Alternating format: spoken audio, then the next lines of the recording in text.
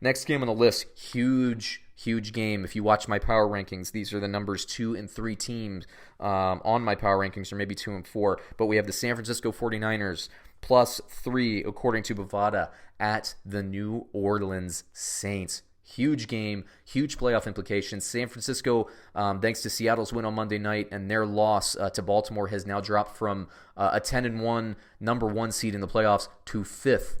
They're the 5th seed in the playoffs because Seattle owns the tiebreaker. It's crazy. New Orleans is now the number 1 seed in the playoffs. They want to keep that going. This is just a battle of two huge, really good teams. I love it. San Francisco scores 29.1 points per game, second in the league. They give up 15.2 points per game, second in the league, okay?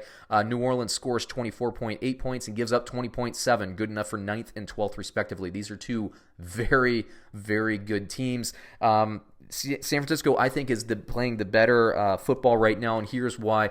Drew Brees, I think to beat San Francisco, I think you need a power running game, and I think you need a quarterback that has some mobility. So that's why Seattle and Baltimore in particular gave San Francisco trouble. And by the way, they lost in the last play of the game twice to field goals, one in overtime, one at the end of regulation. They're a pretty damn good team. Now, New Orleans is pretty damn good in their own right, but I think Drew Brees is a little bit too stationary. I think that San Francisco will do a pretty decent job of limiting, not shutting down, but limiting Michael Thomas. It's just going to be a really good game, but I actually think San Francisco is better. I know they're on the road. I know that New Orleans is a tough place to play. I think that this is possibly the going to be the NFC Championship game, basically a preview.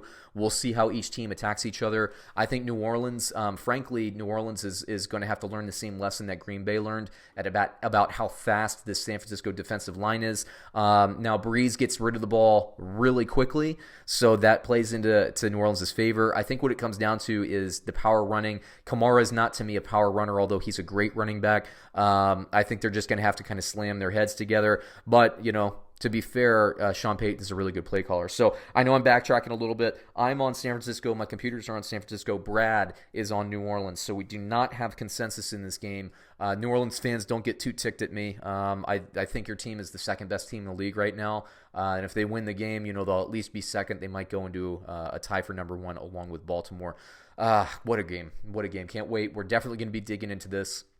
And that NFL game preview show that we're going to be launching this weekend, I'm sure we'll be talking about this one quite a bit. So San Francisco, I like San Francisco. Computers like San Francisco. Once again, Brad likes New Orleans. Now let's talk about fantasy football. Garoppolo is projected as a fringe start. I don't love it, though. I think New Orleans' defense is good.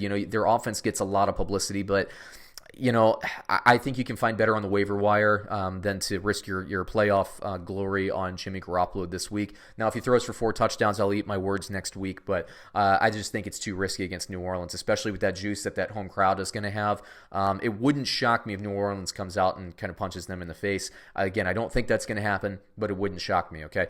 Now, at running back, we have to know, is it going to be Mostert? Is it going to be Tevin Coleman? Is it going to be Breida? Is it going to be Hot Hand? I think it's going to be Hot Hand. It's very uncomfortable, but I do have the starting running back as a start. So if you have both Coleman and Mostert, read the news as we get towards the end of the week. That's a tough call. It certainly is, but I do think they're a start. And honestly, I think probably both of them are safe starts. Deebo Samuel, I think, is a start. I don't love Emmanuel Sanders this week, and I do like if Kittle can play. I like Kittle. I think he will. He has the last couple of weeks. Now, for New Orleans, Drew Brees, I do not have as a start. It's that effect of the San Francisco 49ers defense being so good.